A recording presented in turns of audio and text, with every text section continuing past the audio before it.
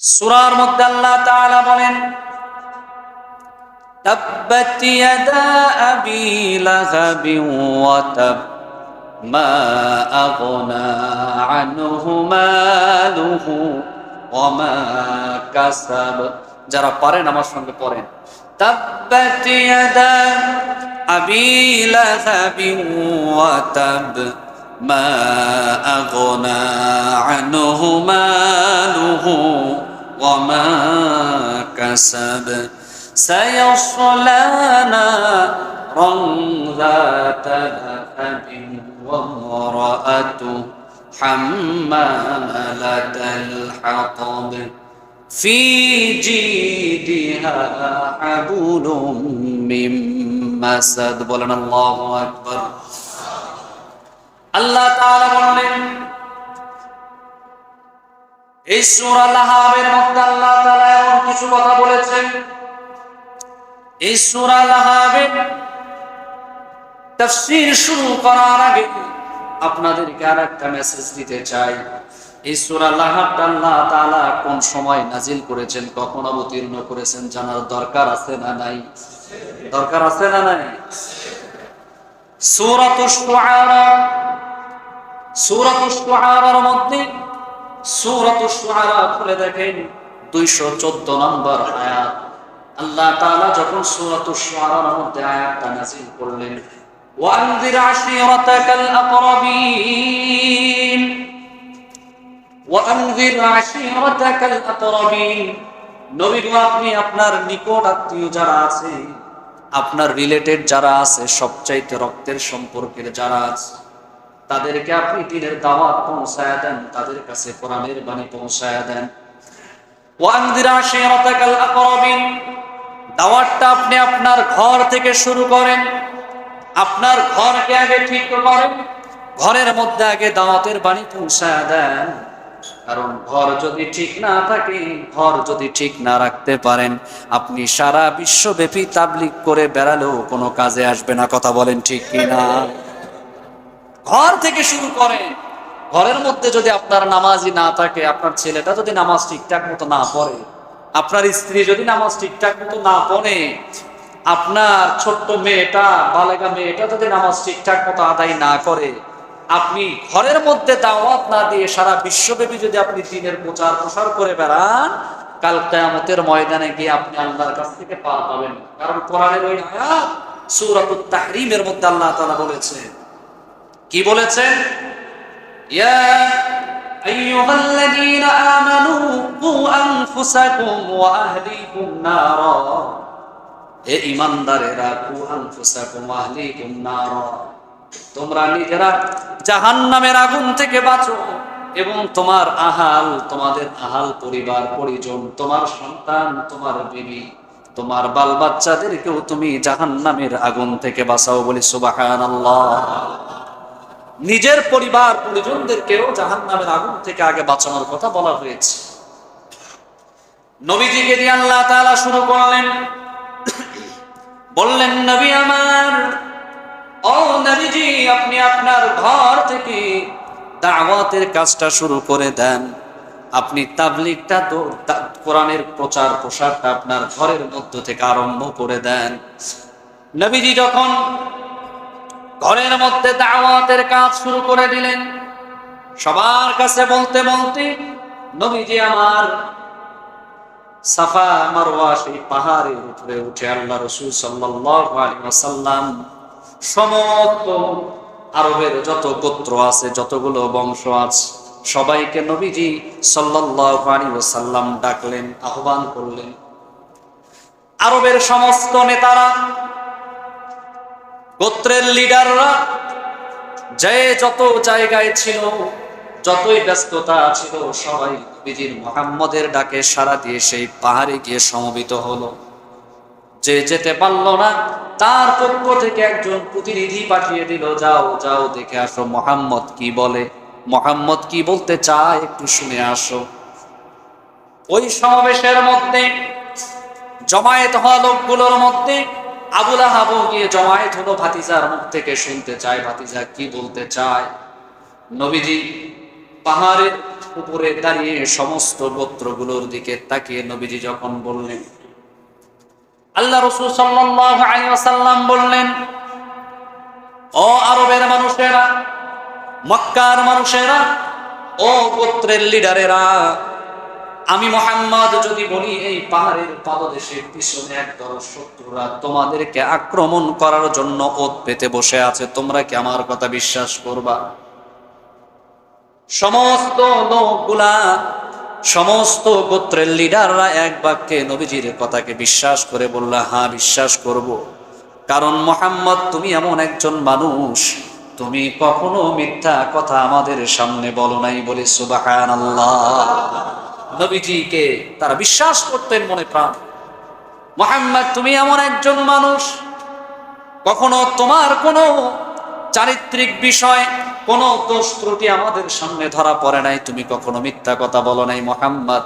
অতএব মুহাম্মদ তুমি যদি এমন কথা বলো, আমরা চোখ বন্ধ করে তোমার কথা বিশ্বাস করে নেব। এবার নবীজি মূল পয়েন্টে হাত দিলেন, বললেন তোমরা যদি আমার কথা বিশ্বাস করো তাহলে শুনে নাও, আমি নবী মুহাম্মদুর রাসূলুল্লাহ, আল্লাহ তাআলা আমাকে ভীতি প্রদর্শনকারী হিসাবে তোমাদের মাঝে পাঠিয়েছেন। কিসের ভীতি প্রদর্শন? আল্লাহ তাআলা আমাকে বলেছেন আমি যেন তোমাদের সামনে জাহান্নামের ভয় দেখাই, তোমাদেরকে যেন জান্নাতের সুসংবাদ দেই, নাযীর হিসাবে, বাশীর হিসাবে, সুসংবাদদাতা হিসাবে, এবং তোমাদেরকে ভীতি প্রদর্শনকারী হিসাবে আল্লাহ তাআলা আমাকে পাঠিয়েছেন। এবার আমি বলতে চাই, কুলু লা ইলাহা ইল্লাল্লাহ, কুলু লা ইলাহা ইল্লাল্লাহ। হে লোক সকল তোমরা পড়ে নাও লা ইলাহা ইল্লাল্লাহ মুহাম্মাদুর রাসূলুল্লাহ। যারা পড়বে লা ইলাহা ইল্লাল্লাহ মুহাম্মাদুর রাসূলুল্লাহ তুফলিহুন, ওই ব্যক্তিগুলো কাল কিয়ামতের ময়দানে সফল কাম হবে, বলি সুবহানাল্লাহ। নবীজি যখন বললেন যে তোমরা পড়ে নাও লা ইলাহা ইল্লাল্লাহ, আল্লাহ তাআলা আমাকে যে দাওয়াত নিয়ে, যে মিশন নিয়ে দুনিয়াতে আল্লাহ তাআলা আমাকে পাঠিয়েছে, তোমরা যদি আমার দাওয়াতকে গ্রহণ করে অ্যাকসেপ্ট করো, তাহলে তোমাদের জন্য আল্লাহ তাআলা রেখেছেন কি? জান্নাত। এখন এই কথা বলার সঙ্গে সঙ্গে উপস্থিত যারা ছিলেন তাদের মধ্য থেকে আবু লাহাব ভীষণ রাগান্বিত হলেন। ভীষণ রাগান্বিত হয়ে আবু লাহাব তখন বলা শুরু করে দিলেন, তাব্বাল্লাকা আলিহাযা জামাআতানা, মুহাম্মদ তুমি ধ্বংস হও, তুমি ধ্বংস হও। এই সব কথা বলার জন্য বুঝি তুমি আমাদেরকে এখানে একত্রিত করেছো, জামাআতান আমাদেরকে এখানে একত্রিত করেছো। আবু লাহাব যখন আল্লাহর রাসূল সাল্লাল্লাহু আলাইহি ওয়াসাল্লামকে অভিসম্বোধন করলেন, আল্লাহ তাআলা এটা বরদাস্ত করতে পারলেন না, সহ্য করতে পারলেন না। আল্লাহ তাআলা ডাক দিয়ে বলে, রে জিবরাইল, ও জিবরিল আর করো না দেরি, চলে যাও তাড়াতাড়ি।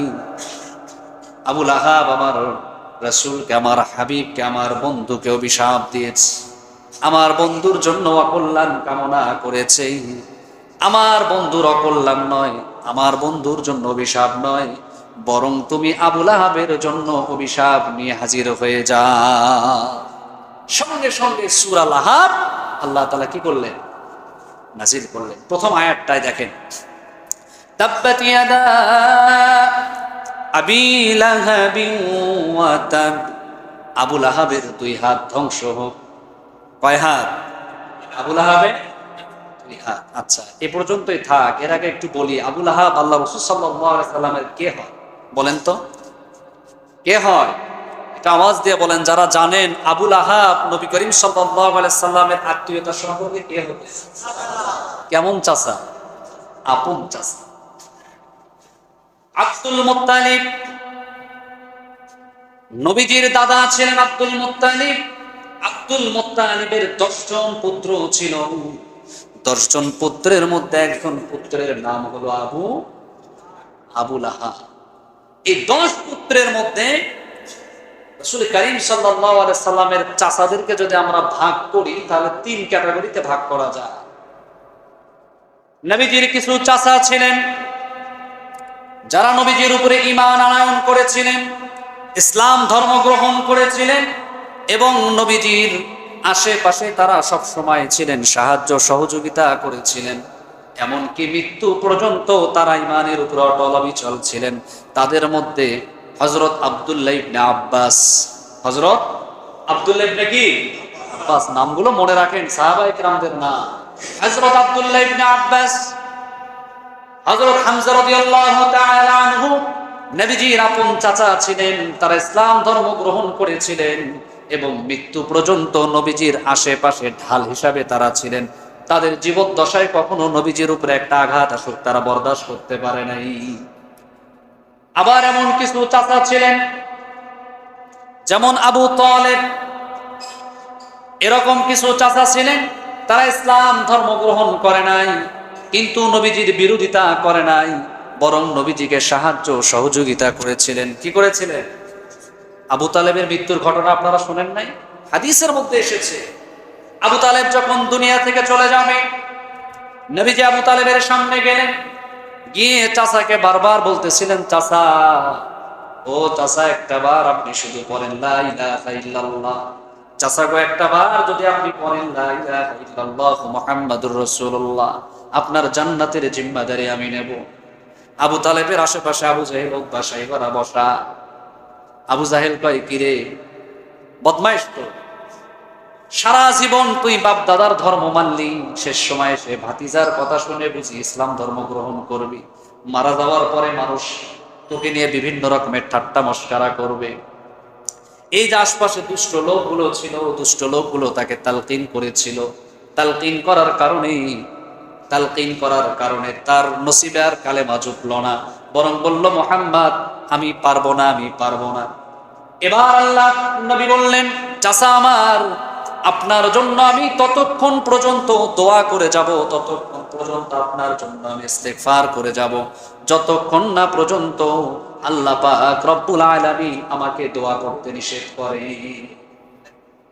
এবার আল্লাহ পাক রব্বুল আলামিন কোরআনের আয়াত নাযিল করে দিয়ে বললেন, নবী আমার, একজন মুসলিম কখনোই কাফেরদের জন্য মাগফিরাতের দোয়া করতে পারে না। মুশরিকদের জন্য কখনো আমরা মাগফিরাতের দোয়া করতে পারি না, কোরআনের আয়াত। আপনি কখনো একজন কাফেরের জন্য রহমতের দোয়া করতে পারেন না।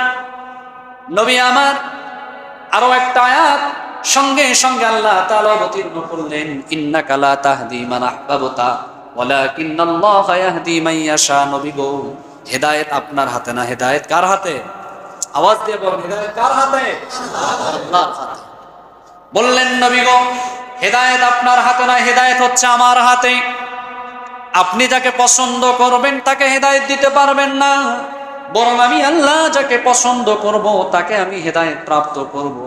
অতএব আপনি আপনার চাচার জন্য দোয়া করে লাভ নাই, কারণ আমি আল্লাহ পাক রব্বুল আলামিন তার কিসমতের মধ্যে হেদায়েত রাখি নাই। এই ছিলেন আরেক চাচা, কখনো নবীজি সাল্লাল্লাহু আলাইহি ওয়াসাল্লামের বিরোধিতা করে নাই, কিন্তু ইসলাম ধর্ম গ্রহণ করে নাই। আর এক শ্রেণীর চাচার মধ্যে ছিল সবচাইতে নিকৃষ্ট যে নাম, সেই নামটা হলো আবুল আহাব, আব্দুল উজ্জা, যে সবচাইতে বেশি আমার আপনার নবীকে কষ্ট দিয়েছে, সবচাইতে বেশি জুলুম করেছে, সবচাইতে বেশি নির্যাতন করেছে। তবে এখানে একটা বিষয় জেনে রাখা দরকার, আবুল আহাবের আচার আচরণ নবীজির সঙ্গে নবুয়ত প্রাপ্ত হওয়ার আগে একরকম ছিল, আর নবীজি যখন নবুয়ত প্রাপ্ত হন তখন তার আচার আচরণ আরেক রকম ছিল। কেন বলি?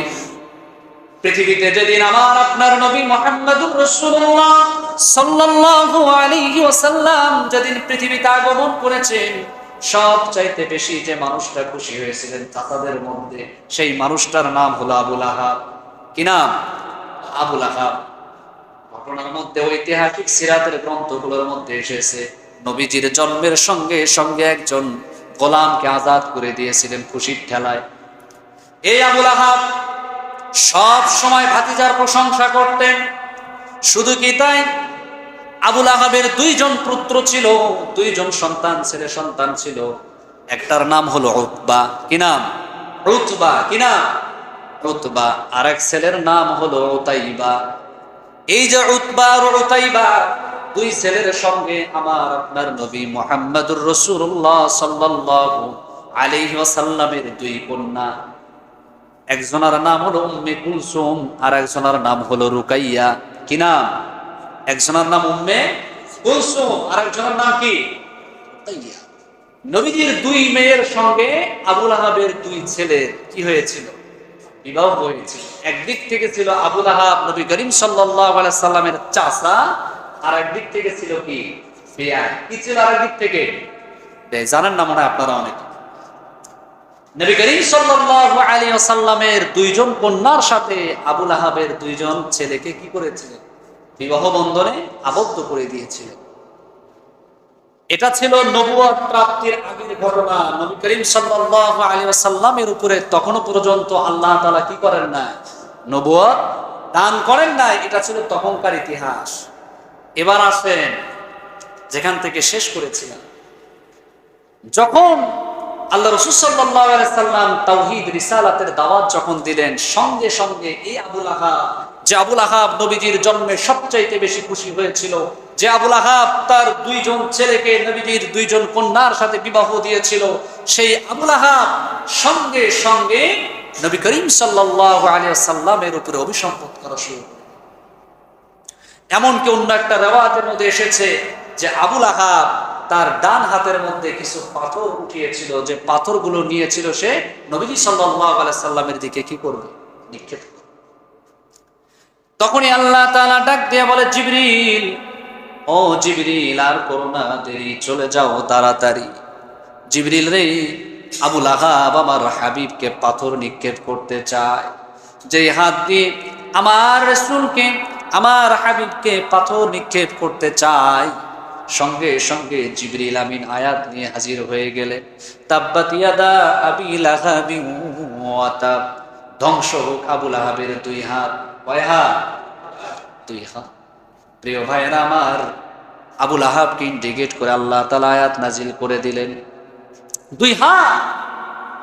এখন দেখেন এখানে ইয়াদুন শব্দের অর্থ হচ্ছে, ইয়াদুন হচ্ছে এক বচন, শুধু হাত। ইয়াদানে থেকে ইয়াদানা, দুই হাতকে লক্ষ্য করলেন। এখন আমরা যখন দেখবেন কাউকে যখন আমরা থ্রেড দেই, কয় হাত দিয়ে থ্রেড দিই? থ্রেড বোঝেন না? হুমকি দেই না যে তোরা যদি আইনগণে কখনো পাই তোর চামড়া কি করবো? ছিলে ফেলবো। আর একজন আবার কয় যে আমি যদি তোরে পাই কিন্তু চামড়া ছিলবো না, একদম চামড়া ছিলে এসে লবণ লাগাই দেবো। থ্রেড দেই না আমরা? থ্রেড দেওয়ার সময় আমরা কয় হাত ব্যবহার করি? এক হাত ব্যবহার করি। আর এক হাত তো আমরা কি করি? ব্যবহার করি না। প্রিয় ভাইয়েরা আমার, মনে রাখবেন, এক হাত হয়তো আমরা ব্যবহার করি না, কিন্তু ডান হাত কোনো কাজ করতে পারে না ততক্ষণ বাম হাতের সহযোগিতা পায় না। ডান হাত বাম হাতের সহযোগিতা ছাড়া, আপনি যদি তীর ধনুক তীর হাতের মধ্যে নিছেন, বাম হাতের সহযোগিতা ছাড়া কি আপনি তীর চালাতে পারবেন? চালাতে পারবে? এখানে আবুল আহাবের ক্ষমতার হাতকে আল্লাহ তাআলা, কারণ আবুল আহাবের ক্ষমতা ছিল, ক্ষমতার হাতকে ইন্ডিকেট করে আল্লাহ তাআলা এখানে বলেছে।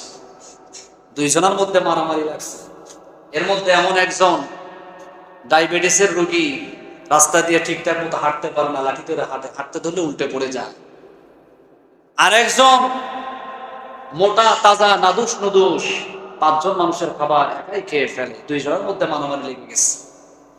এখন মারামারি লাগার পরে এর মধ্যে দেখা গেছে যে ব্যক্তি ঠিকঠাক মতো হাঁটতে পারে না, লাঠি ছাড়া চলতে পারে না, চশমা ছাড়া দেখতে পারে না, ওর শরীরের মধ্যে শক্তি নাই, কিন্তু কোন এমপি মিনিস্টারকে যদি সে ফোন লাগায় 5 মিনিটের মধ্যে কি হয়ে যায়? খবর হয়ে যায়। আরেকজন, ওর শরীরের মধ্যে প্রচন্ড শক্তি, 5 জন মানুষের খাবার একাই খেয়ে ফেলে, খুব শক্তিশালী পুরুষ, কিন্তু চেয়ারম্যানের কাছে একা যাইতে পারে না, চেয়ারম্যানের কাছে যাইতে ভয়। তো মারামারি লাগার পরে যখন দেখা যায় যে শক্তিশালী, তো সে মনে করছে শরীরের মধ্যে শক্তি আছে, আল্লাহর নাম নিয়ে দুইটা শরীরের মধ্যে দিয়ে দেওয়ার সঙ্গে সঙ্গে ওই দুর্বল ব্যক্তি জমিনের মধ্যে পড়ে গেছে। অনেক সময় দেখবেন যে পাশের মানুষ কয় যে মিয়া, শরীরের মধ্যে শক্তি থাকলে যারা তারা মারতে নাই, তুমি কারে মারছো জানো? ওর হাত যে কত লম্বা, তোমার এই সম্পর্কে কোনো কিনা ধারণা নেই। আচ্ছা আপনারা বলেন তো, এই যে আমার যে হাত বা আপনাদের যে হাত, আমাদের চেয়ে অন্য মানুষদের হাত কি 2-4 হাত বেশি লম্বা? সবার হাত তো সমান। সবার হাত তো কি সমান, কিন্তু তারপর আমরা কেন বলি এটা হচ্ছে ক্ষমতার হাত? কিসের হাত? ক্ষমতার হাত। আল্লাহ তাআলা এখানে বললেন যে আবুল আহাবের মূল হাত, শরীরের যে হাত, সে হাত ধ্বংস হোক, পাশাপাশি আবুল আহাবের ক্ষমতার হাতও কি হয়ে যায়? ধ্বংস হয়ে যায়।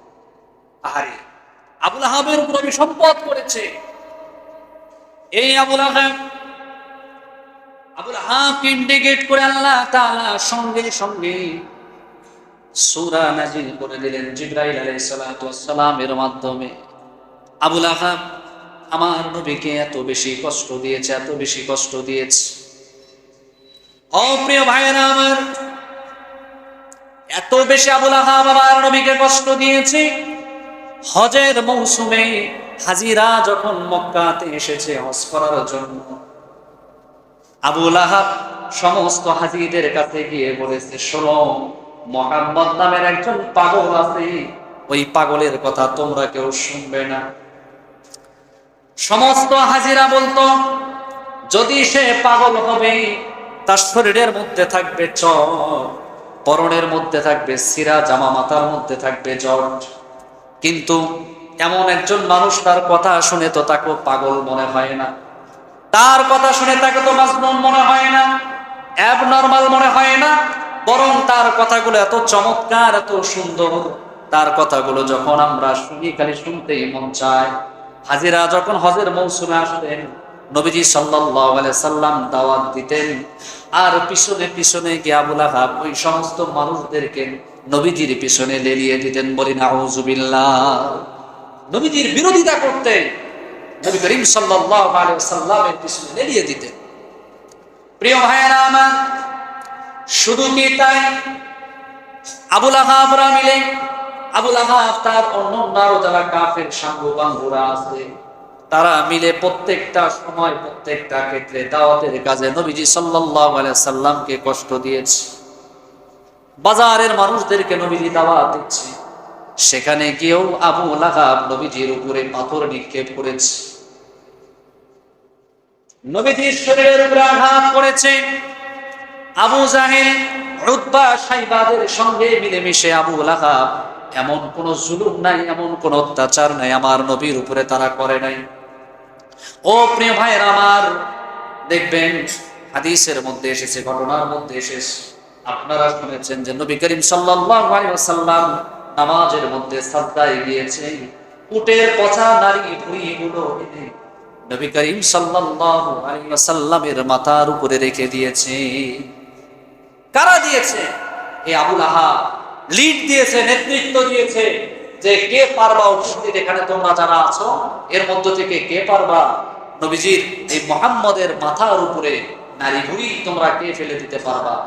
উকবা ইবনে আবি মুঈত নামের এক গুনাহগার, এক পাপিষ্ঠ তখন দাঁড়িয়ে গিয়েছে, বলছে যে আমি পারবো। নাউযুবিল্লাহ, আমি পারবো। উটের নারী ভুঁড়িগুলো এনে নবী করিম সাল্লাল্লাহু আলাইহি ওয়াসাল্লামের মাথার উপরে দিয়েছে। প্রিয় ভাইয়েরা আমার, সে যুগের কাফের মুশরিকরা, বেঈমানেরা আমার নবীজির মাথার উপরে উটের নারী ভুঁড়ি দিয়েছে। দেখবেন যে যুগে যুগে নবীজির উত্তরসূরি উলামায়ে কেরামদেরকে, এই যুগের আবুল আহাব, উতবা, শাইবা, আবু জাহেলের উত্তরসূরি যারা, তারা হয়তো উলামায়ে কেরামদের মাথার উপরে, নবীর ওয়ারিসদের মাথার উপরে উটের নারী ভুঁড়ি দেয় না, কিন্তু তারা বিভিন্ন ভাবে মিথ্যা মামলা হামলা দিয়ে আল্লাহ রাসূল সাল্লাল্লাহু আলাইহি সাল্লামের উত্তরসূরি উলামায়ে কেরামদেরকে হয়রানি করে। কথা বলেন ঠিক কি না? এরকম দৃশ্য আমরা দেখেছি বাংলাদেশে, এরকম দৃশ্য আমরা দেখেছি। আপনারা হয়তো বলবেন যে হুজুর, এই যে আবুল আহাব, তার সবচাইতে নিকৃষ্ট, সবচাইতে বড় অপরাধ ছিল কোরআনের বিরোধিতা করা। নবীজি দিতেন, এইটার বিরোধিতা সে করতেন। শুধু কি তাই, তার স্ত্রীকে সম্বোধন করে আল্লাহ তাআলা কোরআনের আয়াত নাজিল করেছেন, কারণ আবুল আহাবের অপকর্মের সাথে তাল দিয়েছিলেন তার স্ত্রী। আবুল আহাবের স্ত্রী উম্মে জামিল, তার ডাকনাম ছিল হচ্ছে আরওয়া। এই উম্মে জামিল যখন শুনলেন যে নবী করিম সাল্লাল্লাহু আলাইহি সাল্লামের উপরে সূরা লাহাব অবতীর্ণ হয়েছে, নাজিল হয়েছে, সেখানে তাকেও ইন্ডিকেট করা হয়েছে। এই যে শেষের যে আয়াত, আমরাতুহু হাম্মালাতাল হাতব। চতুর্থ নম্বর আয়াতের মধ্যে এখানে তার স্ত্রীর কথা বলা হয়েছে যে ইন্ধন বহনকারী, অর্থাৎ ইন্ধন বলতে কি, এই মহিলা এতটাই নিকৃষ্ট ছিল যে মক্কার সেই সময় যে কোনো সংসারের মধ্যে যদি ঝামেলা পাকতো, ঝগড়া লাগতো, সবাই বলতে ঝগড়া লাগাইছে আবুল আহাবের স্ত্রী। কে লাগাইছে? আবুল আহাবের স্ত্রী ঝগড়া লাগাইছে।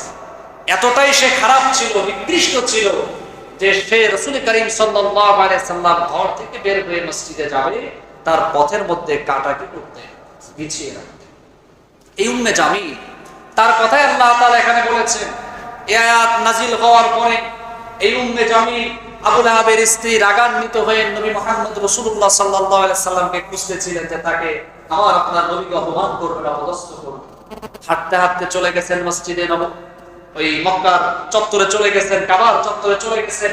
যাওয়ার পরে দেখেন সেখানে হযরতে আবু বকর রাদিয়াল্লাহু তাআলা আনহু দূর থেকে দেখতেছেন যে আবুল আহাবের স্ত্রী আসতেছে।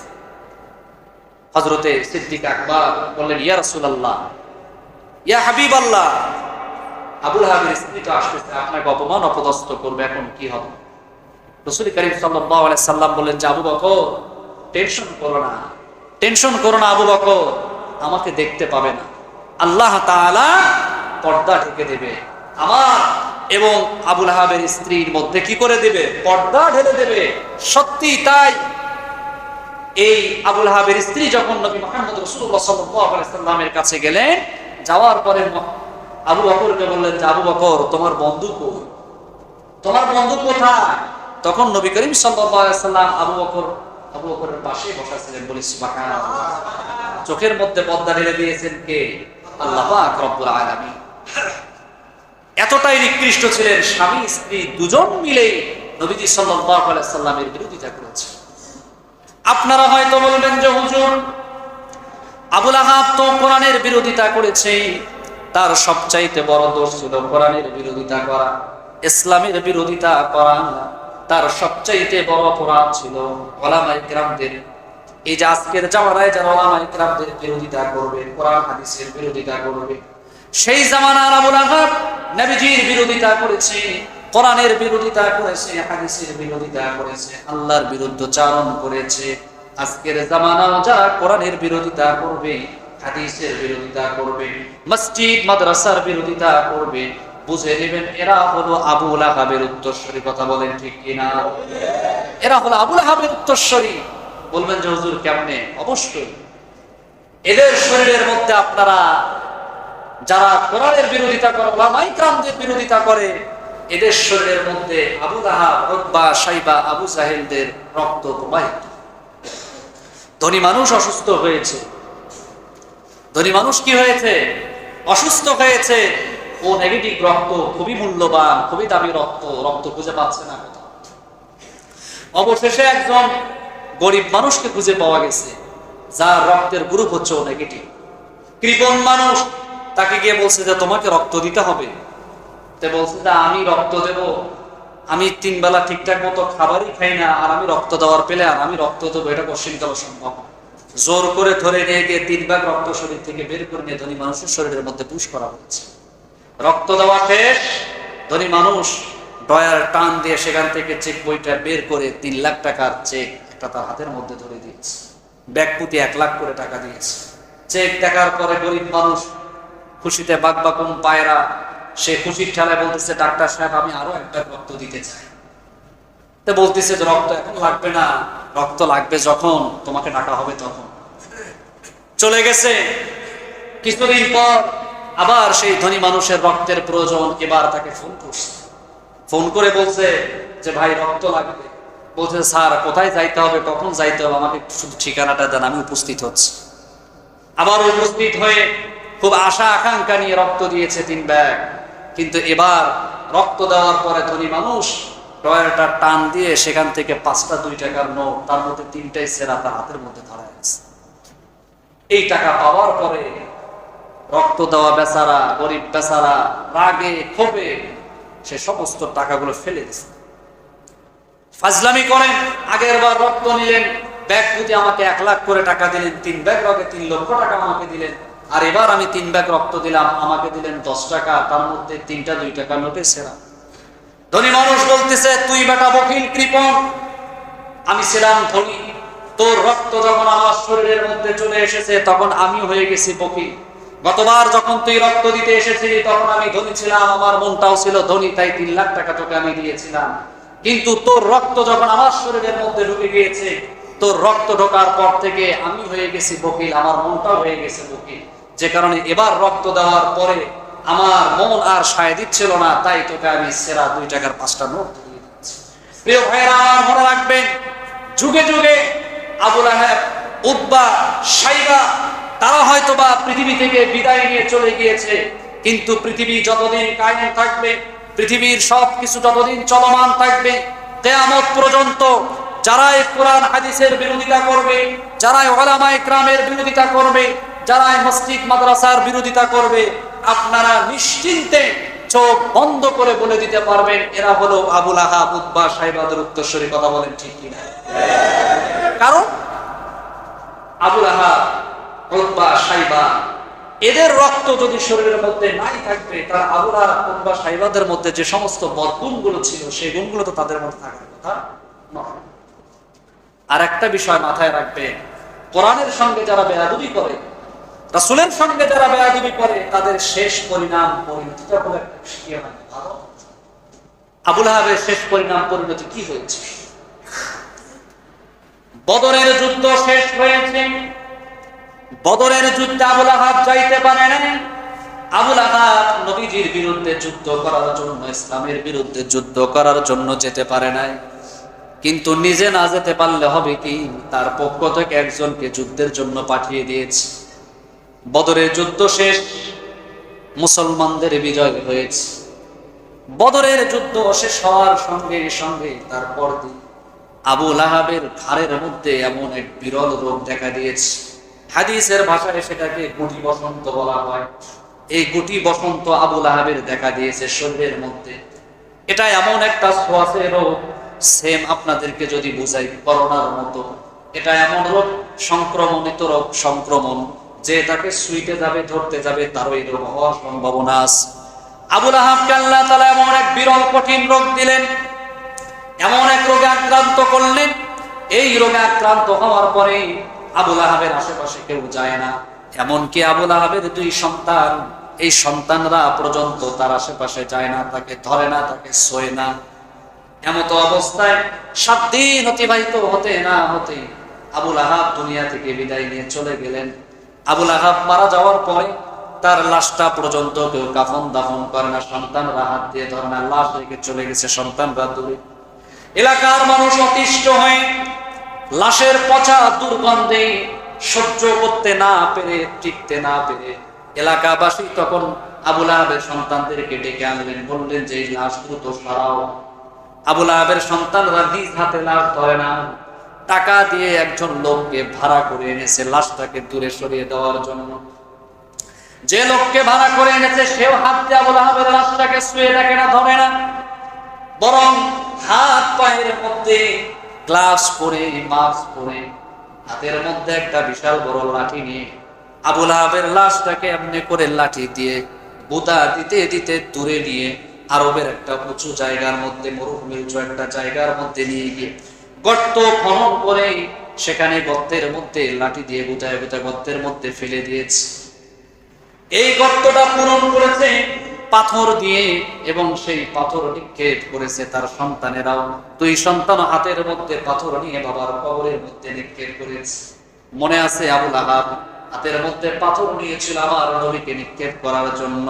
আল্লাহ পাক রব্বুল আলামিন এমনভাবে তার হাবিবকে অপমান করার জন্য প্রতিশোধ নিয়েছেন যে মৃত্যুর পরে তার সন্তানরা আবু লাহাবের লাশটা হাত দিয়ে ছুঁয়ে দেখা তো দূরের কথা, মানুষের মাধ্যমে লাশটাকে গর্তের মধ্যে পুঁতে রেখেছে এবং হাত দিয়ে তারা পাথর বাবার কবরের উপরে নিক্ষেপ করেছে।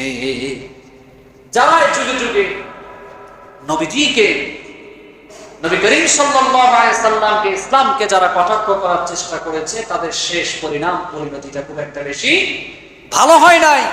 সবচেয়ে বড় কথা হলো আল্লাহ তাআলা তেনার হাবিবকে কেউ অপমানসূচক কথা বলুক, এটা আল্লাহ তাআলা কখনোই কি করতেন না, পছন্দ করতেন না। দেখেন ওলীদ ইবনে মুগীরা রাসূল করিম সাল্লাল্লাহু আলাইহি ওয়াসাল্লামকে বলেছিলেন পাগল। কি বলেছিলেন? পাগল বলেছিলেন, মাজনুন বলেছিলেন। আল্লাহ রাসূল সাল্লাল্লাহু আলাইহি ওয়াসাল্লাম একটু মনে কষ্ট পাইছেন কি পান নাই? একটু কষ্ট পাইছেন। আল্লাহ তাআলা তেনার হাবিব কষ্ট পেয়েছেন, তেনার হাবিবকে পাগল বলেছে। আল্লাহ পাক রব্বুল আলামিন সূরা নূন, সূরা কলাম নাযিল করলেন। নূন ওয়াল কলামি ওয়া মা ইয়াসতুরুন থেকে নিয়ে শুরু করে আল্লাহ তাআলা এই ওলীদ ইবনে মুগীরাদেরকে বলতে বলতে বলতে বলতে আল্লাহ তাআলা এক পর্যায়ে গিয়ে বললেন উতুল্লিন বা'দা যালিকা যালিম। সরাসরি ওলীদ ইবনে মুগীরাকে আল্লাহ তাআলা বললেন যে ও যারো জন্মের মধ্যে কি আছে? সমস্যা আছে। এখান থেকে বোঝা যায় যারা নবী রাসূলদেরকে গালি দেয়, হক্কানি উলামায়ে কেরামদেরকে গালি দেয়, তাদের জন্মের মধ্যে কি আছে? বলেন, এটা আমার কথা। কোরআন খুলে দেখেন আপনারা, উতুল্লিন বা'দা যালিকা যালিম। ওলীদ ইবনে মুগীরাকে আল্লাহ তাআলা বললেন যে ওর জন্মে ভেজাল আছে। ওলীদ ইবনে মুগীরা তো মারাত্মক চেতে গেলেন। বন্ধু বান্ধব যারা আছে সবাই খুব চেতাইতে থাকলো, কিরে তোর জন্মের মধ্যে ভেজাল, এটা কেমন কথা? যেহেতু মুহাম্মদ বলছে অবশ্যই সত্য বলছে, তোর জন্মে ভেজাল আছে।